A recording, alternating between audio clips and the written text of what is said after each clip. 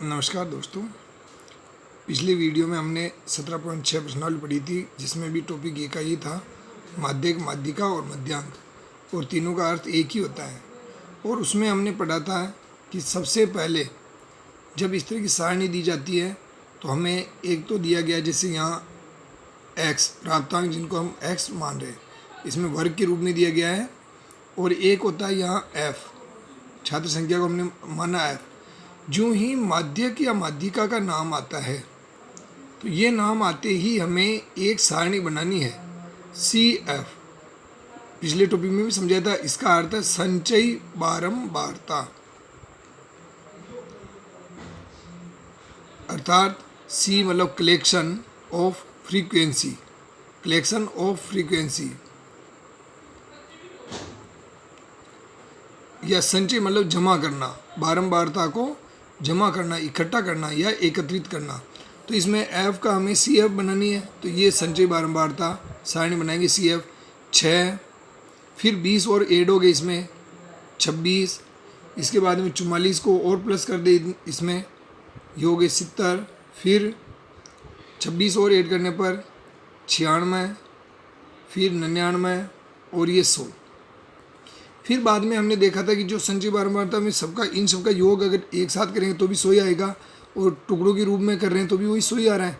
तो इसका आधा n/2, जिसको हम कहते हैं, ये करेंगे हम 100/2, ये आ गया 50, अर्थात टोटल 100 आ रहा है। तो इसके बीचों बीच हम कहाँ पहुँच रहे हैं, अब 50 का अर्थ हो गया 26 से आगे बढ़ गए, तो इसके आगे वाला कॉलम ही हमारे हल का एक छोटा सा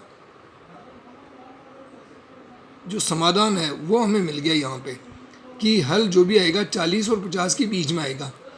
26 तो 50 से ज़्यादा आगे, 50 से आगे का अर्थ हो गया 70, इस वाले कॉलम में पहुँच गए। तो इसके सामने वाला उत्तर, पिछले अध्याय में हमने पढ़ा था कि यहाँ पे यदि अकेली संख्या होती सिंगल तो वो आंसर आ जाता, हल हो जाता है कि माध्यिका का मान आ गया।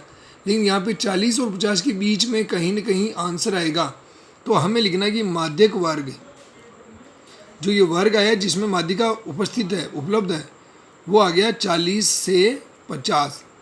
अब हमें सूत्र लिखना है और सूत्र के आधार पे ही बाकी कार्रवाई करेंगे।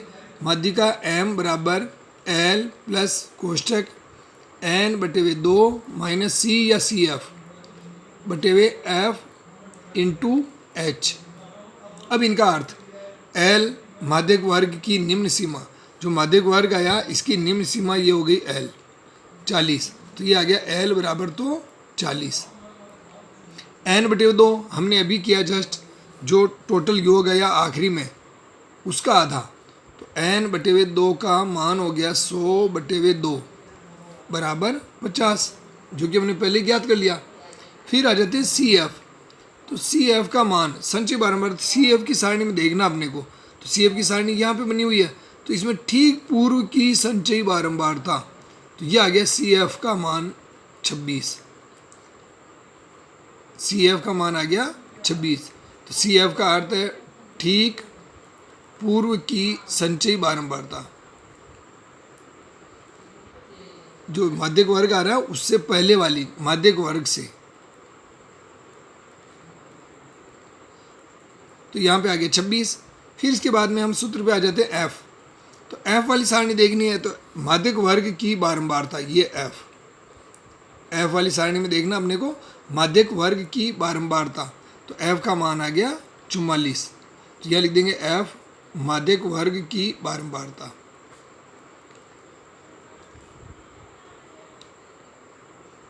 फिर आ जाते हैं इसके बाद में H, जिसका मान आपको मालूम है, H मतलब वर्ग अंतराल, इसको I भी कहते हैं, इंटरवल।